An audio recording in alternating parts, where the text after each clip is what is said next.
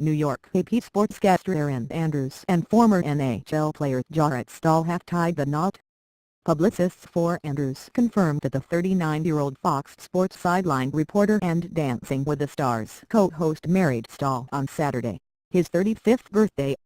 People magazine first reported the nuptials. According to the magazine, the wedding was held at sunset in Montana in front of a small group of family and friends. Andrews wore a gown designed by Carolina Herrera. The couple, who started dating in 2012, got engaged in December at Disneyland. The wedding follows a rocky year for Andrews. In September 2016, she was diagnosed with cervical cancer, months after winning a stalking lawsuit. She settled with two hotel companies that were found partially to blame for the stalker, who got a hotel room next to hers and posted nude video of her on the internet. Stahl played in the NHL for 13 years, for Edmonton, Los Angeles, Minnesota and the New York Rangers.